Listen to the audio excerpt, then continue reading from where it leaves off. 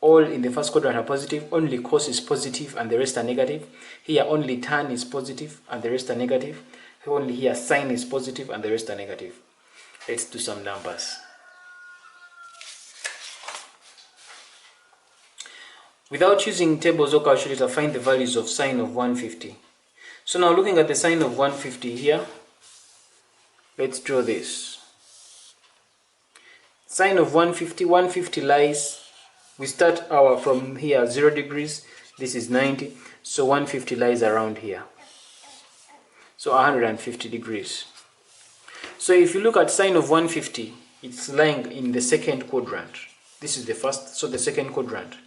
So since it lies in the second quadrant, from here to there, that is theta is going to give us 150 degrees. Now what's the value of this remaining angle? The value of that remaining angle is 30 degrees. It is 30 degrees because 150 plus 30 is 180. This whole thing is 180. So 180 minus 150 get the 30 degrees. So it means that the sine of 150 is the same as the sine of 30. So you look for sine of 30. What is sine of 30 according to our trigonometrical ratios? Sine of 30 is, now according to our trigonometrical ratios, we said that the sine of 30 is a half. We did this in our previous videos. So the sine of 30 here is a half. And that's our, now is it a positive or a negative? According to what we've just explored, we say that only sine in this quadrant are positive, the rest are negative, so it's positive a half. We go to the second, tan 300. So to find the tangent of 300, we need to first find out in which quadrant is tan 300 lying in. So again, we are going to draw our grid, our unit circle, and when we move from here, 300 is, this is 0 degrees, it runs to 90, it runs to 180 degrees, then this is 270 degrees.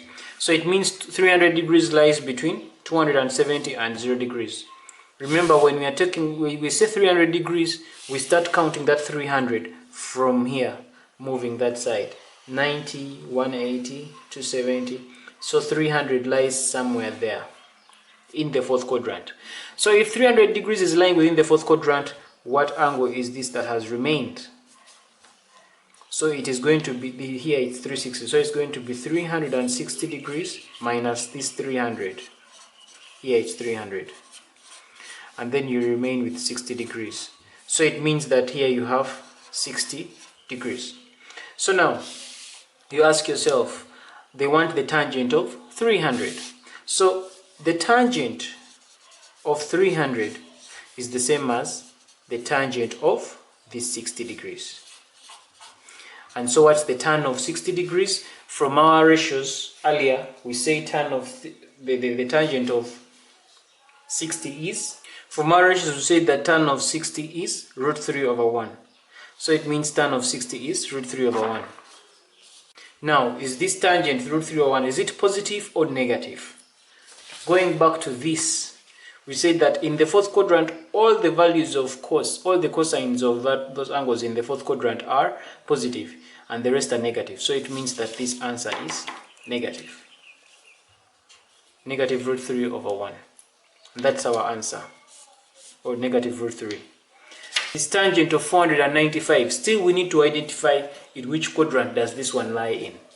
So we begin. So you realize that 495 degrees is even beyond 360. So it means we move one revolution, that is 360. Then plus 360, how much more are we supposed to move so that we reach 495? So 360 plus 90, what do we get? So 360 plus 90 degrees. Plus 90 degrees, we will end up with 450 here. 450 degrees, we've not yet made that thing. So we move again, plus another 90 degrees to reach that.